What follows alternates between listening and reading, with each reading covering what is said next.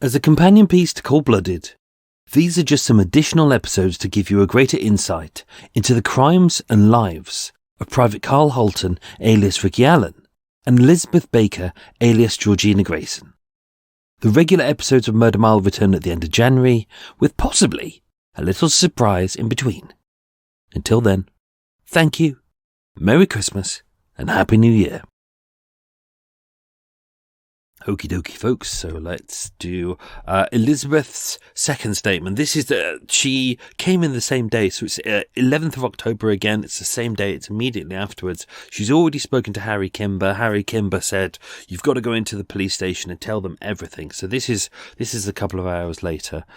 So this is her coming in and doing more of a confession. Now I've broken this down into two parts because it's an 8-page statement. It's going to knacker you out. It's going to knacker me out. I think it's about half an hour each, so you can take your time with this one. But here we go. Okay. Recorded at Hammersmith Police Station, F Division, 11th of October 1944. Statement of Elizabeth Marina Jones, age 18. Right. The statement I have made to you this morning is incorrect for the most part, and I wish to tell you the whole truth about my association with Ricky Allen. I first met him on Tuesday the 3rd of October 1944 in a cafe in Hammersmith Broadway, and I was introduced to him by Lenny, that's Len Bexley. I don't know his last name. I'll interject every so often, just to clarify details when we need to. He asked me to meet him at 11:30 p.m. that night and to go for a drive. The meeting place was outside of the Broadway cinema. I turned up and he was not there. I was on my way home up King Street, Hammersmith, when I was hailed by a man arriving in an American lorry. I recognised the voice as being that of Ricky, and I got into the truck with him. It was a big truck. It had 10 wheels. It was actually 6. And we drove to Reading. As you'll see with Ricky's statement, this is pretty much about accurate. This is true. Ricky was... So there's a boat going past. Normally I would edit this out, but in these extra pieces, it's fine. I'm alright with that. You won't hear me getting angry about shit. Maybe I will, who knows? So Ricky confirmed that this was the way it happened as well. I think it's unlikely that they got together and made an agreement on kind of a lie here, because it seems an irrelevant piece to kind of lie about. So this, I think this is as near to the truth as we'll get. She continues. I told him in the truck that I would like to do something dangerous, meaning to go over Germany in a bomber. I meant this, but he got me wrong.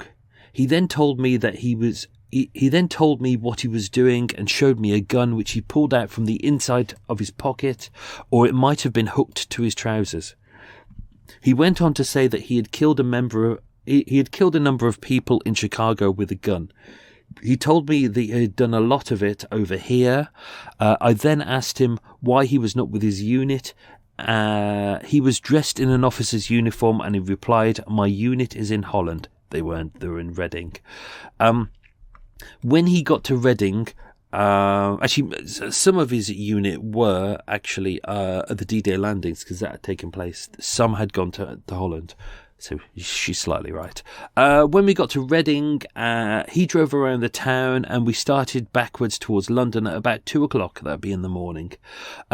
When we got on the road back, as far as I can say, near Maidenhead, but I know it was on the London to Bath road, we passed a girl on a bicycle going in the same direction. We drove on for about 5 minutes and pulled up at the side of the road.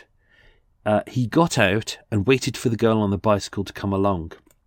I sat in the truck and the girl came alongside the truck. I saw him push her off her bicycle when it was still going and she fell onto the road. She screamed, "Don't touch me." And as it was a clear night, I saw him pick up something and the girl ran off. Ricky climbed back into the lorry and I drove off. It was a left-hand drive, and during the night he'd taught me to drive. As we were driving along at a fast speed, Ricky drew my attention to the girl, who was crouching in the shrubbery at the side of the road. I think in the front of a garden of a house. As we were going along, Ricky looked through the girl's handbag.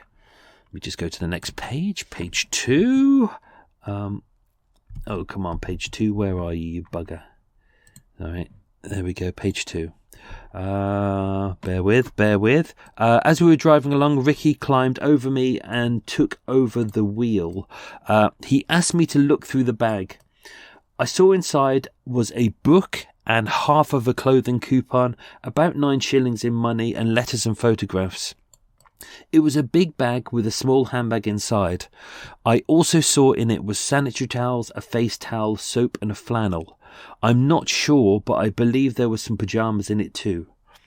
Ricky took out the money and the clothing coupons and threw the handbag and the big bag away into the road as we were driving along. We got back into London at about 5 o'clock in the morning, and I left him and went indoors. He drove me in the truck to the door, and I don't know where he went. He knew my name was Georgina Grayson, my stage name, and I gave him my address before we went. He called for me at my flat about 5 in the afternoon last Thursday, and we went and ate afterwards and went to the Gaumont Cinema in Hammersmith. We came out of the cinema at about 8:30 and entered a cafe in Hammersmith Broadway. Just as we got to the door, the siren sounded. About 3/4 of an hour after we left the cafe, he said, "We'll go and do another job." I understood he meant to go and steal some money from somebody. He took me around to the Gaumont Cinema car park, and I saw the American 10-wheeled truck. We got into the truck, which Ricky drove to Reading. In this, she's entirely missed the fact that they'd had taken the young girls. Don't forget, we still don't know the name of that girl there. Taken their young girls' possessions, and they kind of sold them off to people. She's entirely missed that. So the truck is driving to Reading. As we neared Reading, he said, "I'm going to break into the White Hart Hotel and get some money." He pulled up outside of the hotel, which is on the right-hand side of the road. It was never really established exactly where that hotel was. It doesn't exist anymore. But got the feeling that we were being watched, and Ricky drove away, returning to London by a different road. We went into the West End and then Marble Arch, where we saw a cab. He said, "I'm going to follow it and take the money of the driver." Now, don't forget, in the episode, we're going to do Ricky's statements, Karl's statements as well, but he said it was her decision to get a taxi driver and then rob him. We followed the cab for a while, and he stopped. Ricky told me we were in Cricklewood. He said we saw the cab stop, and somebody alighted, and the cab waited for a while. We stopped around 400 yards behind the cab. Then the cab turned round and passed us. Ricky then turned round and followed him for about 10 minutes until he got to a lonely spot, and Ricky drove up ahead of him, forcing the cab to stop. Ricky pulled out his revolver, jumped down into the roadway, went up to the cabbie and said, "I want your money." I heard the cabbie say, "I've just come out." I heard somebody call out from inside the cab, "Follow him." Ricky jumped back into the truck and drove away quickly. He told me that an American officer was in the cab. The cab began to follow us, but we lost him. I think that was about 1:30 in the morning. So don't forget, that's the cab with John Strangeway in it and the American officer who was in the back. So that's up in Kilburn, which is right. That's kind of, they started in Cricklewood, but then they drove back in through Kilburn, which is kind of heading south. We drove for some way, and then we saw a girl walking along the pavement carrying a case. Ricky stopped her and asked if she wanted a lift. She said, "Yes, I want to get to Paddington Station to catch a train to Bristol." Ricky told her to jump into the truck, and she got in between us. Ricky put her suitcase in the back of the truck. We rode out of London along the river. She said her name was Tableau. It's interesting because obviously her name was Violet. Because she was dark, and Ricky stopped the truck and drove to the grass very close to the river. I know there were trees there, so this is a Belweir Lock, so she's missed most of the journey there. She's also missed out the fact that, don't forget, Ricky says that it was her decision to pick up a girl and assault a girl, so we'll never really know the truth on this because both of them are blaming each other. It kind of got to that point where it was like, right, we're going to blame each other. Okay, so she just arrived at Belweir Lock. He said he had stopped because he had a flat tyre. I told the woman that I was his wife. We all got out of the truck and there was a flat tyre, the near side back one. Ricky looked for some tools, couldn't find what he wanted, and then we got back into the truck and drove on a short way. I noticed that Ricky was looking round as he was driving. Suddenly he swung the lorry around in the opposite direction and stopped on the grass. He asked the girl and I to get down. Let me just change page. Number 3. Bear with. Right. And he said he had to change the wheel. I know he couldn't change the wheel because the lorry was too heavy to lift. I mean, it's a 2.5 ton truck. It's not something he could have done by himself. He called me round to the back of the lorry and said to me, "Get the girls back to me." I understood him to mean that he wanted me to fix it so that the girl had her back to him. I realised that he meant to do something to the girl, and I said, "Okay." As you do, you just say, "Oh, okay, you're going to assault a girl. Oh, okay." I offered her, don't forget in this point, she's already kind of made it clear that to the police that he threatened her and that's why she went along with it. But he also is saying that she's the one goading him along. So again with this, we'll read Ricky's statements as well, but it's kind of like, it's hard to really pin down who is telling the truth and who is the one that's leading this, who is one frightened of the other. In my honest opinion, I think it's a bad chemistry. I think he's trying to impress her. I think she's goading him. Whether she thinks he'll go that far or whether she wants him to go that far, whether he even knows that he can go that far, i.e., killing someone. I think there's a lot of miscommunication. I think there's a lot of bad chemistry. I think there's a lot going on between them that or kind of like like Hindley and Brady. I think there's a lot of badness going there within them. So let's dive on. She said, "Okay." I offered the girl a cigarette, and I gave her a light with my lighter, trying to do what Ricky had told me to do. But I think she must have heard what Ricky had said to me because she would not turn her back to him. I said quietly to Ricky, "I think she is wise to it." The person here has written the word "wide" to it. Ricky asked me in a loud voice to get some tools or other, I forget what, from behind the seat of the truck. So I went to the seat of the truck but couldn't find any. The girl had heard Ricky call me Georgie by name, and while I was at the seat of the truck, I heard her shout out, "Georgie, don't let him do it." I saw that he was attacking her, and she yelled again, "Stop him." They were right behind me, and Ricky asked me to help him. Ricky got her down on the ground, and I held her legs. When I looked down on the grass, I saw what appeared to be a heavy-looking iron bar with a sort of knob in the middle of it. It was a tyre iron for undoing the lug nuts on the truck's wheels. Ricky then put his hands around my neck, and I thought he was strangling her. She made a gurgling sound, and I saw blood coming from her mouth, and her head was bleeding. She was struggling, and Ricky tightened his grip around her throat. I still held onto her legs, and Ricky took hold of her throat for about 10 minutes before she became limp. I thought she was dead then. Ricky said, "I'm going to throw her into the river." He picked her up. He picked up her shoulders, I picked up her legs, and we carried her to the edge of the river. But I told Ricky, "Do not throw her in," and we left her there. So she's saying we left her on the side of the bank. Obviously, if you remember the story, I don't think either of them knew that at that time of the evening, you're kind of going from high tide to low tide. So actually, it was kind of redundant. Ricky then went back, picked up the iron bar, and threw that into the river with a splash. We then made sure there was nothing lying on the ground and drove away. Obviously, she doesn't mention anything about laughing and going through the stuff. This is why I want to do both statements, because what I try to do with the episode is try and tell you the more factual side of what is most likely to have happened, and also a little bit of perspective in there.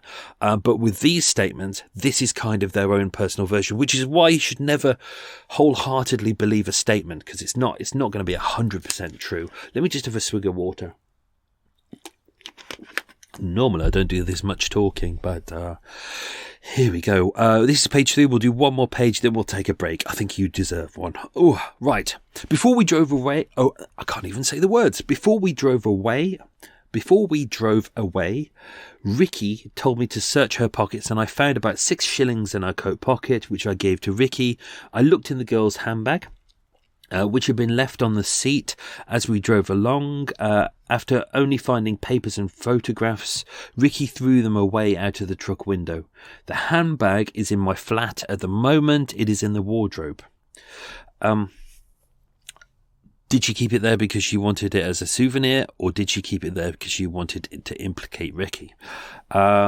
We drove back to my flat, and Ricky took the girl's suitcase and blanket from the truck into my room. Ricky then took the truck away and came back within a short time and told me he had left the truck in Ravenscourt Park, which is not too far away. We went to my room and examined the contents of the suitcase. The suitcase and part of the stuff I see in this room, so that's the interrogation room that she's in with the police, the questioning room, inverted commas, is part of the stuff which belongs to the girl. After examining the suitcase, Ricky and I went to bed. The only thing you haven't got is the handbag and the coat, which is in my room. Soon after we got in, sorry, there's no comma there. That would have been a very difficult story. Soon after we got into Ricky. Soon after we got in, Ricky noticed a very large patch on each of his trouser leg and on the leather jacket he was wearing. And he said, "You'll have to go and take my valise tomorrow." Let's go to page 4. It's the last one, and then we'll take a break. I'll take a break just before we get to this end of this statement. Okay. We stopped in bed until 10 to 3 on Friday afternoon and got up. He then gave me the railway cloakroom ticket, and he asked me to go to Hammersmith Metropolitan Station to get the valise. The valise meaning his army bag.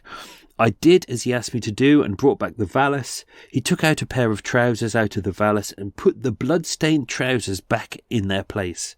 The blood-stained trousers are in the valise. The American officer took them away when you called this morning. So that was Dr. Robert DeMott, who was the American lawyer on behalf of the US military who turned up.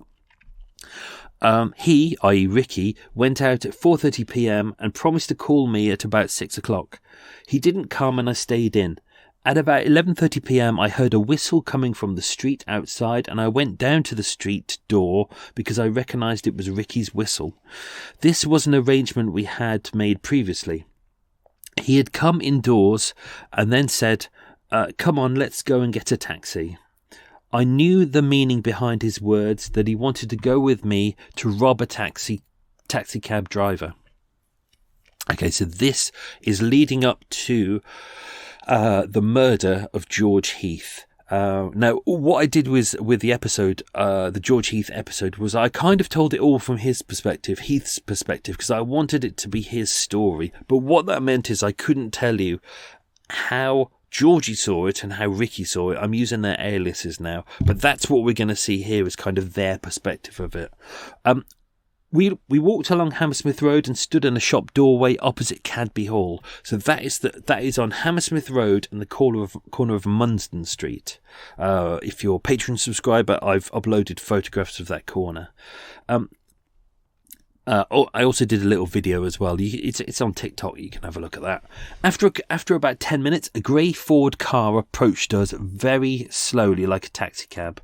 It was coming from the direction of Hammersmith Broadway. I yelled, "Taxi," and it stopped. Ricky thought it was a naval car. Don't forget this is a private hire cab, not a black cab. Black cabs are very specific kind of types. If you're a private hire, you can use any type. So Ricky thought it was kind of a military car. Ricky thought it was a naval car, and Ricky stopped in the shop doorway while I went over to speak to the driver. I said, "Are you a taxi?" And he said, "Private hire, where do you want to go?" I replied, "Wait a minute," and went back to Ricky. I told him it was a private hire, and he asked me how many men were in it. I told him only the driver, so we went across to the car, and Ricky asked the driver to take us up to the top of King Street. I know now that the driver was called George Heath, for reasons I will tell you later. He told Ricky that the fare would be about 10 shillings, and Ricky said, "That's all right." I know that Ricky had 19 shillings in his pocket, and that he also had 10 shillings and 3p. We got into the car and drove down King Street. After a while, Heath said, "We passed King Street, where do you want to go?" Ricky said, "It's farther on, I don't mind paying more." Heath seemed cross, but drove on. And when we came to the roundabout, so that's the Chiswick roundabout, Heath said, This is Great West Road." Ricky said, Ricky and I were sitting in the back seat of a saloon car, and as we got into the Great West Road, Ricky told Heath to drive slowly, and when we had travelled about 300 yards before reaching a bridge, Ricky said to Heath, "We'll get out here," and Heath stopped.